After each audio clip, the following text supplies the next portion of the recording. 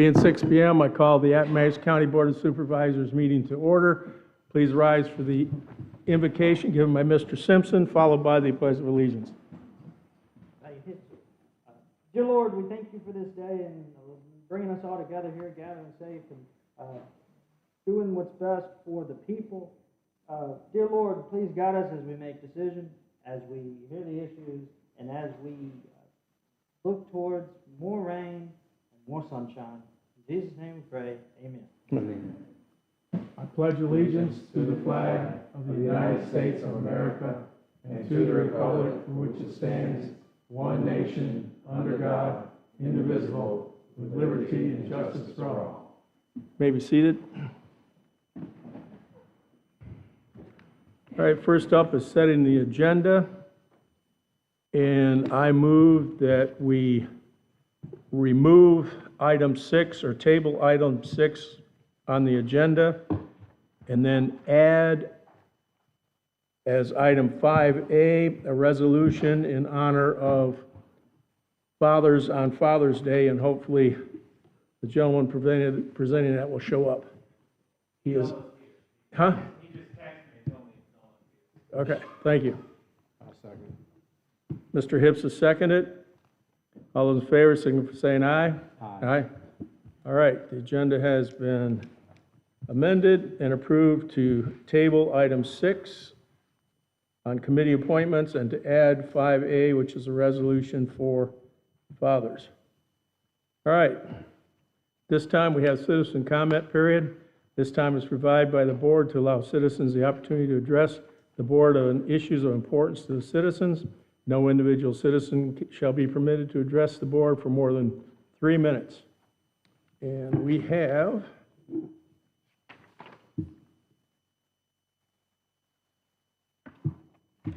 four people. So first up, Miss Evelyn Ford, please step to the podium and state your name and address, please.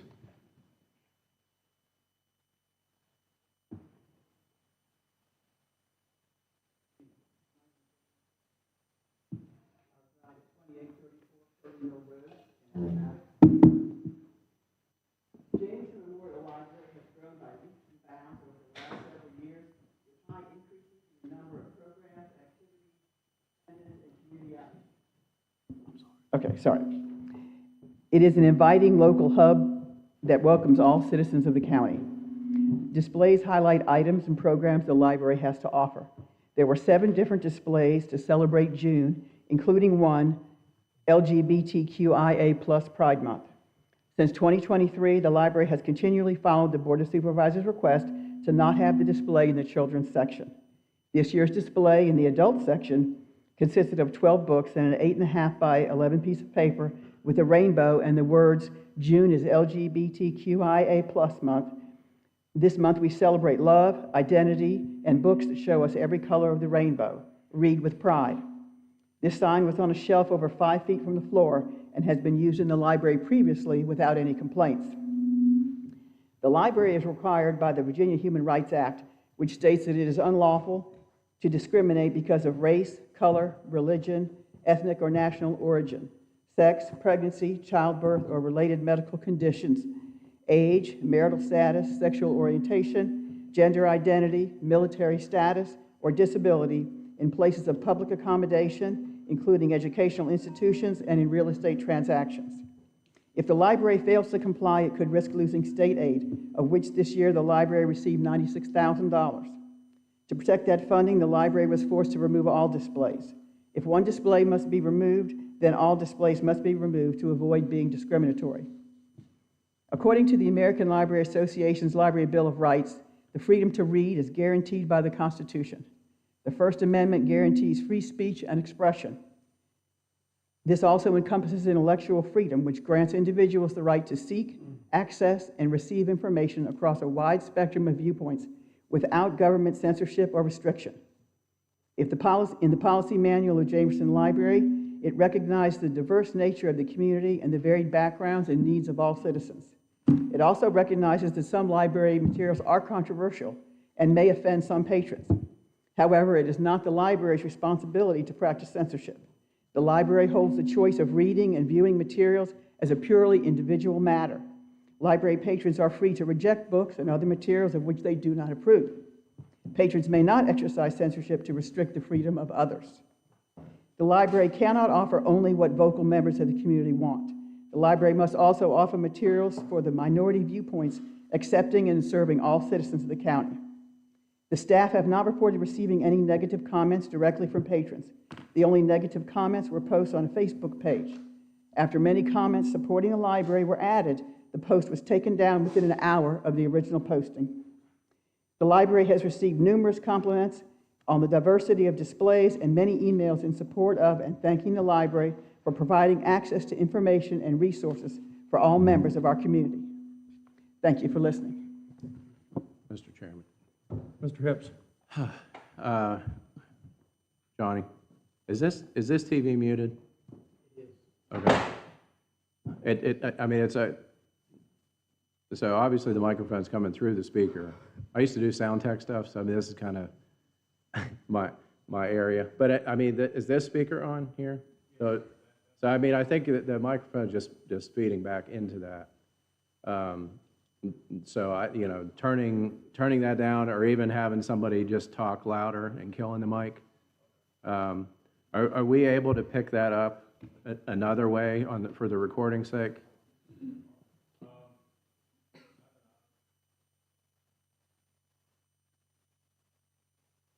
All right. Maybe if we could even try angling the mic this way or something. Let's try that. I don't know how much cable we have there, but. Can you control gain on individual channels? You have a board? This system is so... Sorry for finicky. the on-the-spot thing here, man. No, it's okay. I tried messing with this earlier today, trying to angle it as much as I Yeah. could away from the TV, because this is muted. It's just That is. so close to it, and there's not enough cable to move the podium. What about coming back through these TVs?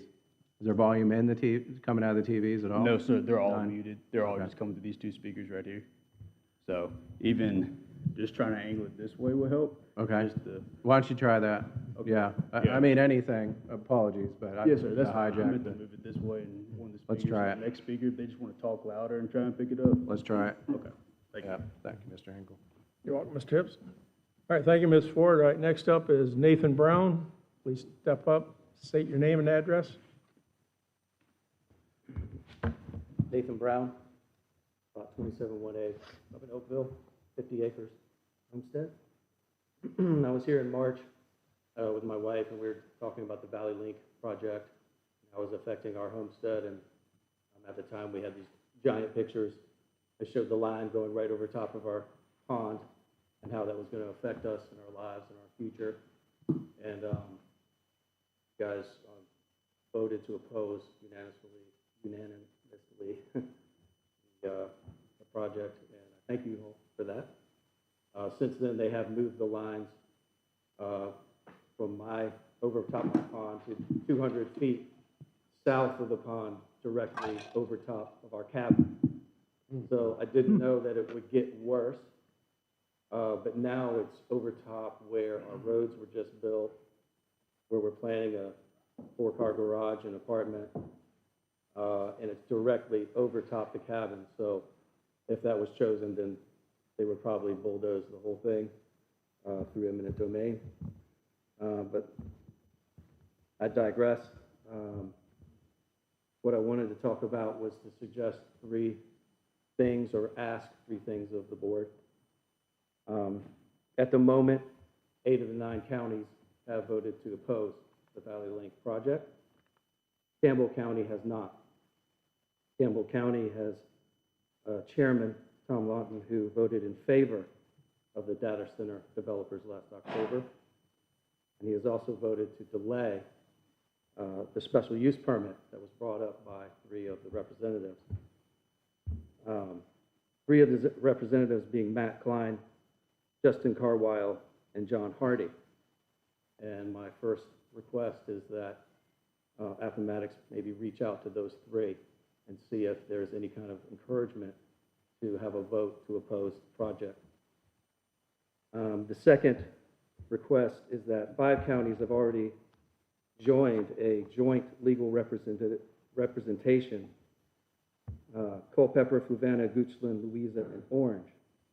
So I'm asking the board to formally authorize the county attorney to join and retain outside counsel for the SEC proceeding coming up fall. And third, 3 counties have pledged $250,000 for this effort: Goochland County, Louisa, and Buckingham. And I'm asking the board to match so that Appomattox is not the weakest link when that coalition walks into the SEC in September. My wife and I continue to write our representatives in the PJM, Dominion Valley Link, the governor, and we would appreciate it if, in addition, the representatives here in Appomattox County would do the same. That's all I have to say. Thank you. Appreciate that. Thank you, Mr. Brown. All right, next up, Jonathan Little. Step up and give your name and address, please.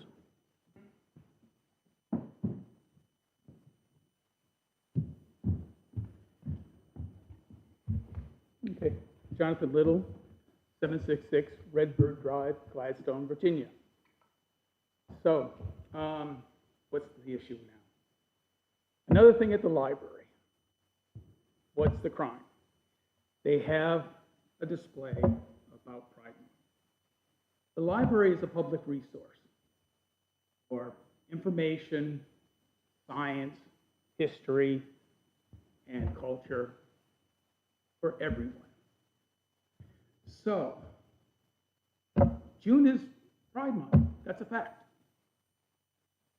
Homosexuality exists. That's a fact. It exists around the world and across species. Also a fact. Homosexuals have been discriminated against in history. That's also a fact. So what's the problem? The problem is that somebody complained. Somebody, it offended their stunted worldview. Well, it's a free country. They can be offended. That's their right. What's not their right is to impose that worldview on everybody else. So, you'd say, oh, but the children, we must protect the children. Well, yes, our children face all kinds of harm. There are sexual predators, there are abusers, and neglect. And our justice system deals with plenty of them. But if you go through that population, you know what demographic is not greatly represented by that? Take a guess on that one. So where is the harm? There is no harm. So let's just put the thing to bed. If you don't like something in the library, don't take it out. There's a lot of things in the library I'm not interested in. Some things I may be offended by. It's not being forced on you. So let it be and go on your merry way. But stop trying to impose your idea on somebody else because they're coming from a different place. That's all I have to say about it. Thank you, Mr. Little. All righty. All right, next up, Mr. Craig York.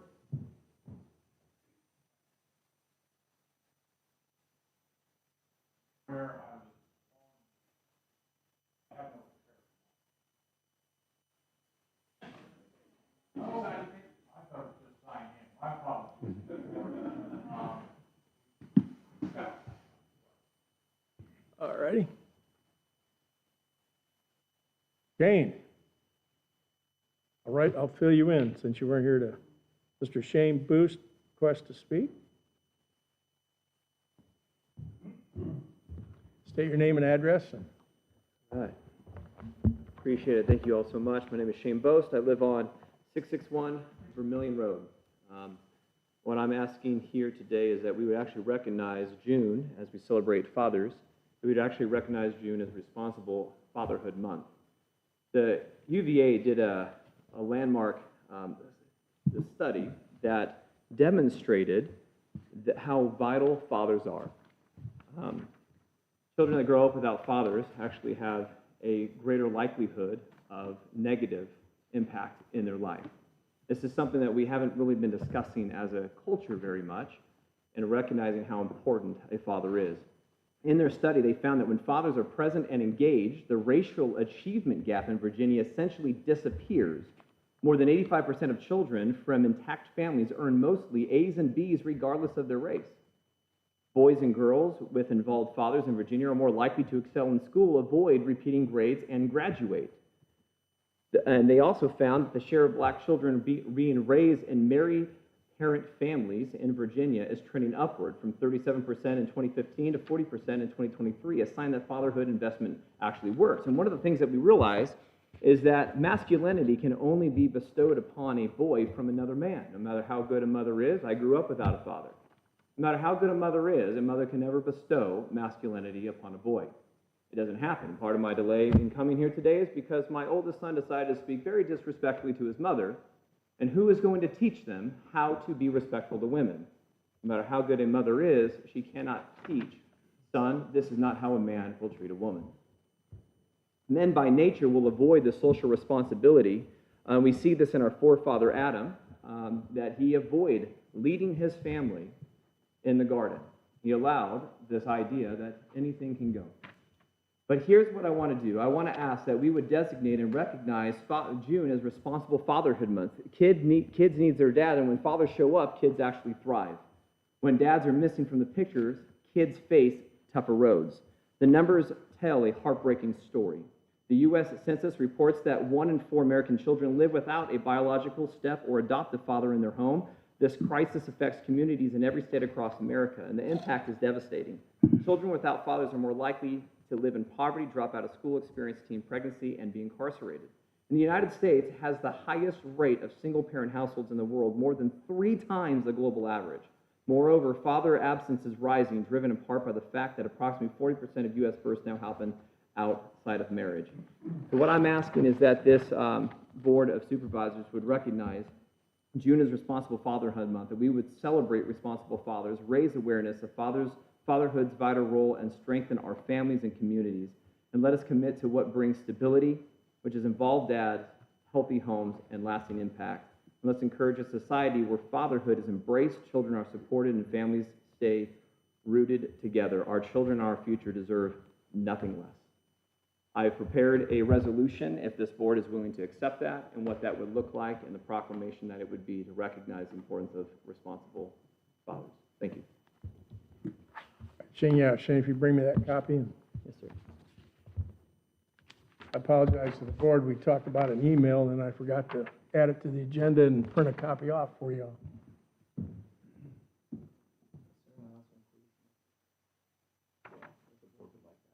All right, thank you. Mr. Chairman, Mr. Tips. I would make a motion that we accept the resolution with the understanding that should a similar resolution come for mothers next May, I certainly don't want to dismiss the essential importance of mothers, and would gladly support a Mother's Day resolution should someone bring it to us like you did. All right, Mr. Hips has made a motion, and is there a second? Second. All right, Reverend Jones has seconded. I know this is out of order, but the motion's been made, and so we'll cover it now. Any further discussion? All right, all those in favor signify by saying aye. Aye. All righty. For the record, I'll read the resolution. Resolution in recognition of responsible fatherhood for June 2026.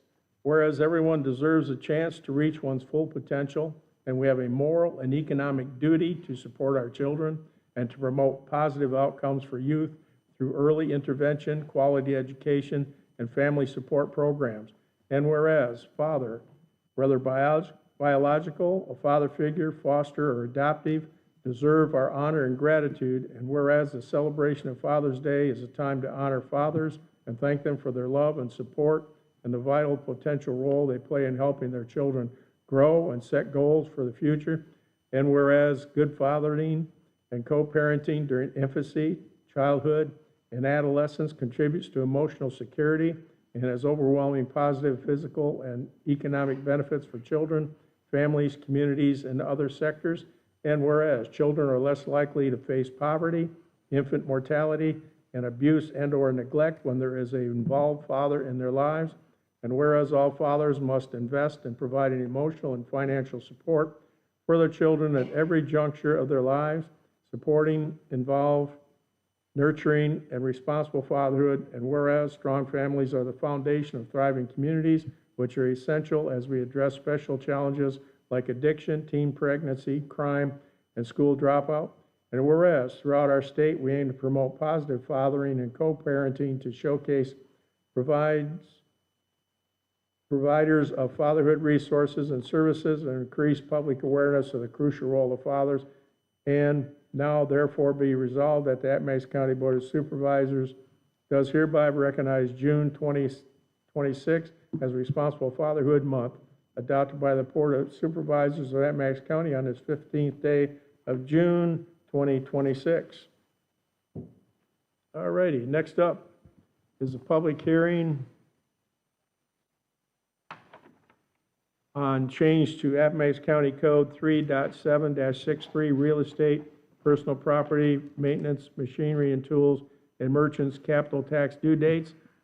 This is changing the regulation to allow or to formalize what's already taken place, where we move the due date on the taxes till June 22nd, what's it, 22nd? Versus the original due date because of the lateness in getting the notices out. No one signed up to speak to this.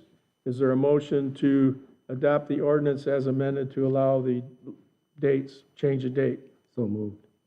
Reverend Jones has moved to approve the ordinance changing the date. Is there a second? Mr. Wolfskill seconded.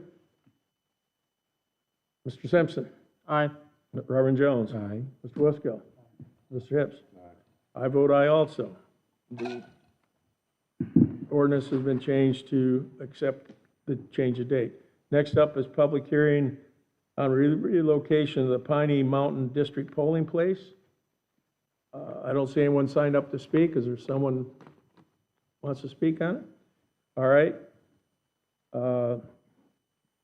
This changing of the ordinance is due to the fact that the place that the voting was going to move to is no longer available or a valid point, and so this moves it back to Piney Ridge, the original Piney Ridge voting place at the Oakville Ruritan building. It's just a paper trail since or a paper move because none of the notices have gone out to any of the voters to officially change their voting place. It's just putting it back in the ordinance, so it remains where it is. Is there a motion to do that?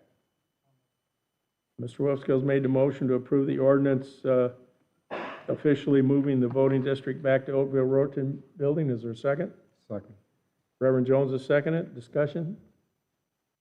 All right, Mr. Wolfskill. Mr. Hips. Aye. Reverend Jones. Aye. Mr. Simpson. Aye. I vote aye also. The ordinance is approved, moving the Piney Mountain District polling place back to the Oakville Ruritan building. All right, next up is an ordinance providing for the payment of bonuses to certain county employees. Attached for the board's adoption is an ordinance providing for the payment of bonuses to full-time county employees for the FY 2027 budget. The 2% bonus is based on the employee's June 2026 base salary and will be processed with the July 2026 payroll. Staff recommends adopting the ordinance providing for the payment of bonuses to all county department full-time employees, including the constitutional officer departments, registrar's office, and Department of Social Services. Is there a motion to that effect? Mr. Chairman. Mr. Simpson? Ms. Adams, does this apply to your position? Are you classified as a full-time county employee? Yes. So it would apply to you? It applies to all positions. Okay, full-time I just wanted to positions. make sure. I didn't want to leave anybody out. That Oh, was my okay. only Thank question. I'll make the motion. Mr. Simpson made the motion to approve the ordinance providing bonuses for county employees. Is there a second? Mr. Wolfskill, second. Any further discussion? Call the vote. Mr. Simpson. Aye. Reverend Jones. Aye. Mr. Hips. Mr. Wolfskill. I vote aye also. All right, next up is the 2027 Budget Appropriation Resolution. After duly advertised public hearing on Monday, May 11th, to receive public comments on the proposed FY 2027 budget, the board considered the request. On Monday, May 18th, 2026, the board approved the FY 2027 Consolidated Schools, County, and Social Services budget. Staff has prepared a resolution for your approval to appropriate the funds for the line items as specified on July 1, 2026. Staff recommends we approve the FY 2027 budget appropriation resolution effective July 1, 2026 as presented. Is there a motion to such? Mr. Chairman. Mr. Simpson. Ms. Adams. In terms of just us tracking the chaos going on in Richmond, was our budget built off of a specific, was it built off the Senate budget, the House budget, the governor's? At this point, there's probably a dozen proposals. Yeah, it wasn't off of any budgets other than for the school and the DSS funding, and that would have been the governor's budget. Okay. But I will say the DSS budget was reduced in state funding, and the school's budget, we haven't changed. So when the state budget is approved, we very well could be adding more money to that based on if they go with the House or the Senate budget. And this is, as it is, the tax rate, we are level funded, so any change would be us pulling from general reserve. That's correct, Okay. yes. Mr. Any other- Chair, I was just going to make the motion to accept. Okay. Mr. Simpson made the motion to approve the appropriation resolution for the FY 2027 budget. Is there a second? Second. Reverend Jones has made the second. Mr. Simpson, how do you vote? Aye. Reverend Jones? Aye. Mr. Hips? Mr. Westkill? I vote aye also. I don't want to keep our employees from getting paid. All right, next up is the consent agenda. The consent agenda includes approval of all bills, minutes, supplemental appropriate. Oh, thank you, Mr. Hips. Special entertainment event application, Appomattox 4th of July celebration. Attached for the board's review is a special entertainment/event permit application from Francisco Display Fireworks LLC, DBA Virginia Sky Painters for the annual fireworks celebration to be held on July 3rd, 2026 at 10063 Red House Road, Coles Farm in Appomattox, Virginia. The entertainment event will start at 9:30 p.m. and last 15 minutes. The zoning administrator, building officials, fire marshal, sheriff, public safety director, and county administrator have reviewed the permit applications for the compliance with local regulations and have added comments where necessary.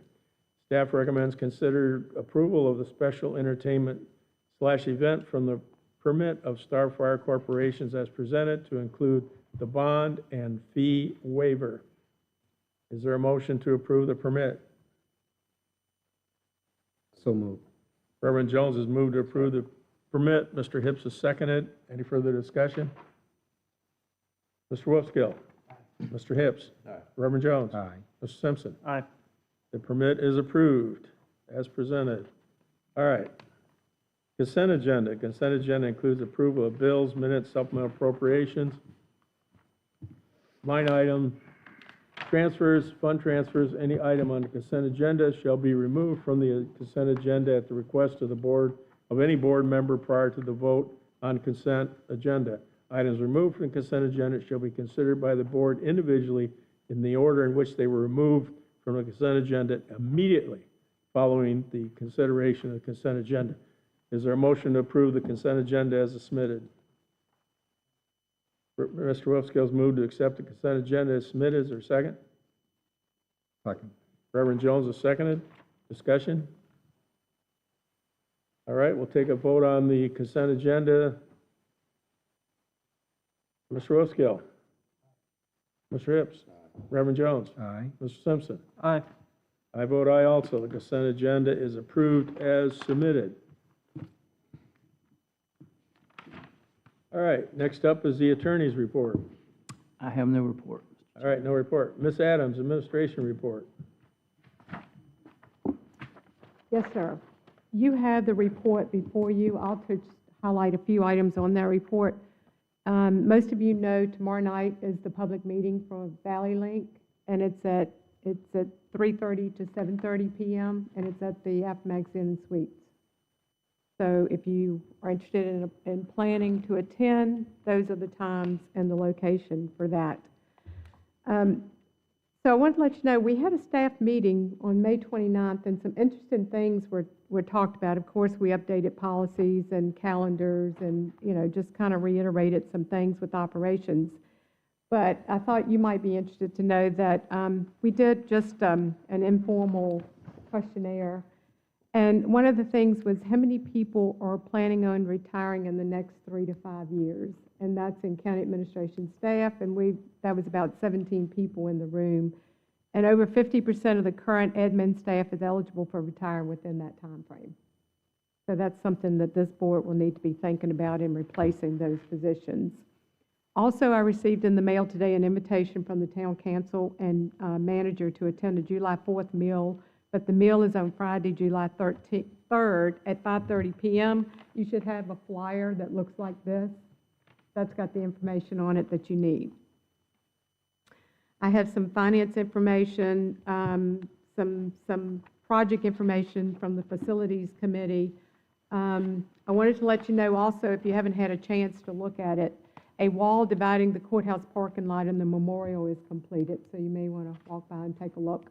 We're working on improving that area, and Jeff has been hard at trying to figure out what we need to do. So if you have any ideas, let us know once you go by and observe. So the summer shelter shuffle that we had on Saturday was, I would say, it was a successful event. There were a lot of factors that were contributing to some of the attendance, and the heat was one thing. Cooking hot dogs over the grill wasn't a cool job, but it was fun. There were people with conflicting schedules, and as you very well know, there were a lot of local events occurring on Saturday. So we had approximately 35 to 40 children that showed up, and they were able to visit with the shelter pets as well as play games and eat hot dogs and chips and drink water. We received several donations were made that day on Saturday. 2 kittens were adopted and 3 dogs were adopted. So I would call that a successful event in Appomattox. Also, we have tickets that can be purchased for a fundraiser. We've had citizens donate prizes, and we'll have that fundraiser going on throughout end of June. You can buy tickets at our office or at the shelter, but we have several donated items like people have built dog houses. We have a dog lovers basket. We have cat lovers basket. We have a cooler. We have a coffee lovers basket, summertime cooler, and then we have a summertime basket, and then some other smaller items. So I wanted to let you know there's some really nice items if you're interested in donating to that cause at the shelter. We are looking at a future expansion of the shelter, so we're having those discussions with staff and the facilities committee, so we're excited about being able to make upgrades to our existing shelter. Also, Jason Lohr, who's the CEO of Southside Electric, he meets annually. He comes by and he wants to talk about economic development or any growth in the county or any issues that we have with Southside Electric. So he'll be visiting this Wednesday at 10 a.m. if any of you are interested in coming by the office and meeting with us. I have additional information on economic development and the Department of Social Services. All of it's good information. I wanted to highlight also that I met with Dr. Tibbs and Robert Brown from VDOT to discuss 460 highway safety. And the schools have incorporated a plan that was presented to VDOT and asked if the county would financially support the plan. But once we started talking about it, I asked Mr. Brown if it would be something that VDOT would fund, since it's highway safety. And because they do have some funds left over for the end of the fiscal year, he thinks that they can cover all of those costs. If not, then I'll be coming back to the board asking if there were some local funds that we can help incorporate that plan. And then everything else I have data from the building inspectors department, the community development, the community engagement, and we do have upcoming events that she has on the calendar. You may want to look at those, as well as IT. They've added a section that they've got some information on their projects that they've completed or working on or plan to complete, so they're setting some priorities. And then public safety, I've got information on the calls that they've received. Are there any questions? Mr. Chairman? Simpson?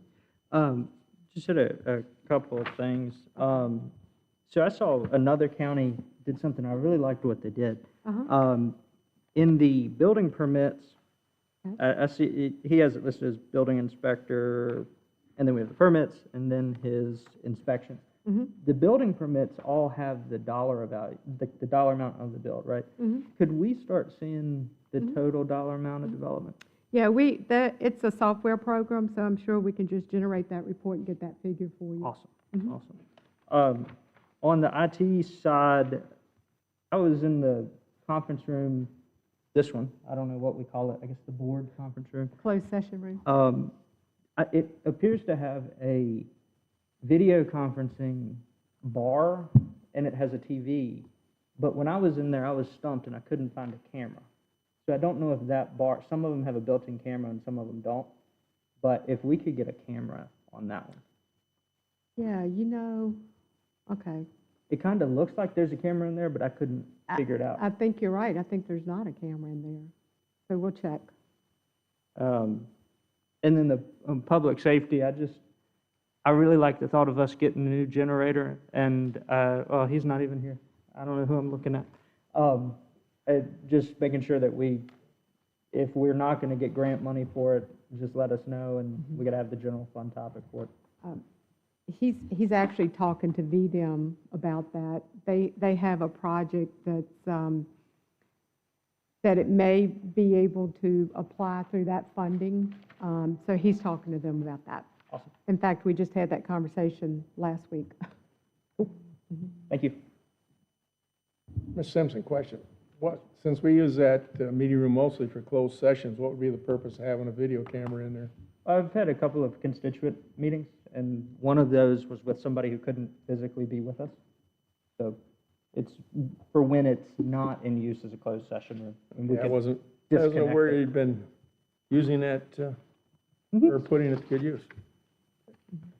And we have a lot of committees. We actually have a calendar now that we're having to schedule so that we're not double booking. So it's getting a lot of use. Good. All right. Next up, supervisors' concerns. This time is for individual board members to share information with other members of the board of the public. Items presented under this heading requiring action will be for a future meeting agenda or to be requested additional information from staff members. No item presented under this heading shall be acted upon at this meeting without unanimous consensus of the board. Mr. Simpson, any concerns? Just two general comments.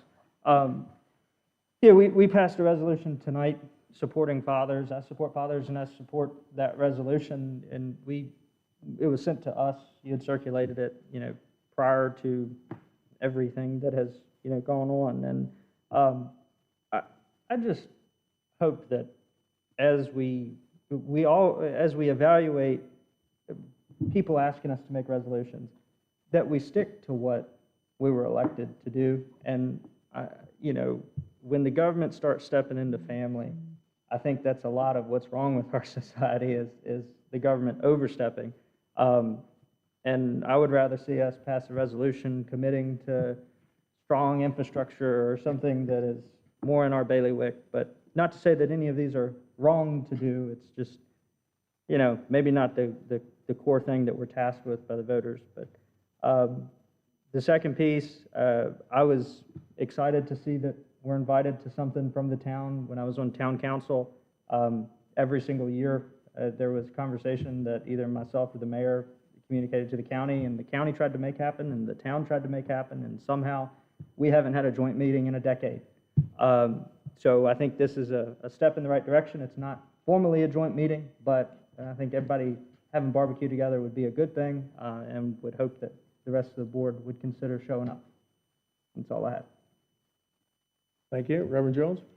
Yes, sir. I have two items. One of my constituents contacted me. They were very concerned about what we were going to do with the trash. And she said she was a senior citizen, is about 1,000 feet from her house to get her trash to where it could be picked up. And I told her we were not that far in the process. So, but I told her I would address it today. She called me tonight, said she couldn't make it. The second thing is I would like, my constituents would like to have an update on what's going on at the gun range. It's been a 6-month period now, and they just are very interested in compliance, engineering studies, things of that nature. So that's what I'd like to get tonight, please. Reverend Jones, I believe Mr. Rourke is prepared to give that report, if Thank this you. is the appropriate time for him to do so. How y'all doing? So they have hired an engineering firm out of Lexington and met with them about, say, 6 weeks ago, maybe 2 months ago. And so that firm does have some experience with previous shooting ranges, so they kind of know how to walk through that. And I anticipate them having a plan in sometime later this summer, early fall. And then from there, it would go through the regular normal review processes that normally take 60 to 90 days. So question, are we doing any kind of reviews or monitoring to see if they are in compliance, or we're just pretty much out of it until the engineering is done? You're out of it because you've made your land use decision, but Right. I would be involved in the site plan review and approval process. But as of right now, to my knowledge, they're not doing anything over there. They can't do anything until, they can't start operating until they get their site plan approved, and they know that. Okay? Thank you, sir. Thank you, Mr. Rourke. Mr. Hips? What were the names of the commenters for the Valley Lake thing? What was his name? I can't remember. Chris? Nathan Brown. Yeah, Nathan Brown. Just, you know, county staff and our attorney could listen to the requests that he made and give us some information, some feedback on the different points that he made about joining into the joint lawsuit and then these other things. Just to give us some more info and fill us in on that. Yes, sir. We had talked about this before. They were very instrumental in us passing the resolution opposing the project in the first place because we reasonably did not think that that was a nice idea to put the project right over top of their pond, and now putting it over top of the cabin is, as they said, worse than the first. And so if there's anything that we can do, we'd at least like to see the information, see what could be done, what our options are. That's all. Mr. Wisco?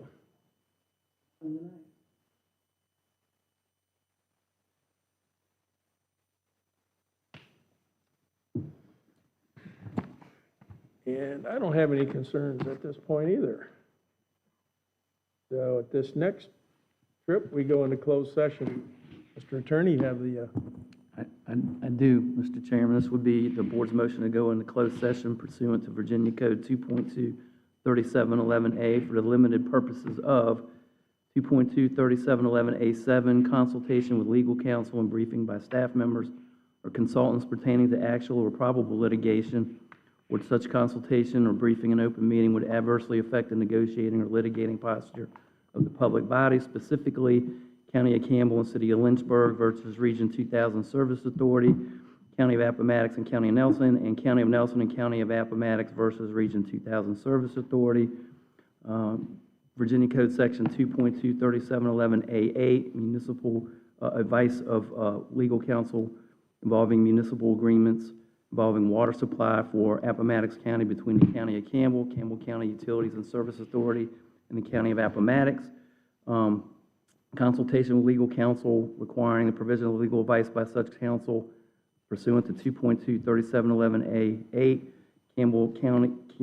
County of Campbell, City of Lynchburg versus Regional 2000 Service Authority, County of Appomattox and County of Nelson, County of Nelson and County of Appomattox versus Region 2000 Service Authority, a municipal water agreement involving water supply for Appomattox County between County of Campbell, Campbell County Utilities and Service Authority, and the County of Appomattox, and pursuant to 2.23711A29, discussion of award of a public contract involving expenditure of public funds and discussion of the terms or scope of such contract where discussion in open session would adversely affect the bargaining position and negotiating strategy of the public body. And there would be discussion involving municipal water supply between the County of Campbell, Campbell County Utility and Service Authority, and County of Appomattox. And lastly, pursuant to Virginia Code 2.23711A3, discussion or consideration of the acquisition of real property for a public purpose or the disposition of publicly held real property where discussion in open meeting would adversely affect the bargaining or negotiating strategy of the public body, specifically the Oakville lot, property located at 181 Piney Mountain Road. That was long, but I think that covers it. All righty. All in favor, saying go, or, is there a motion to, or a second to that motion? Who made it? It wasn't me yet. All right. All in favor going to closed session, say aye. Aye. All right. I'll make the motion. Okay. And you can remain.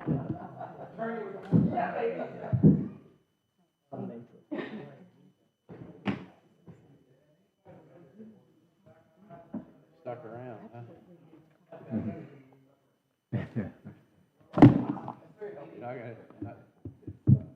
Nothing exciting at the end here. We're just waiting.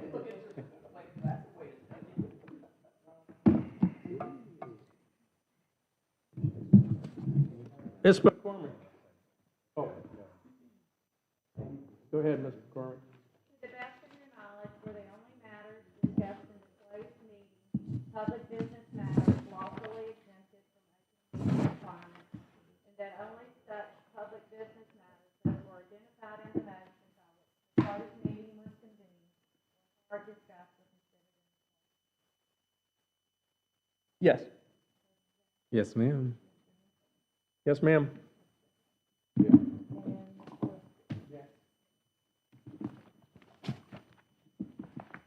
Okay, and I'll call us back into order, open session.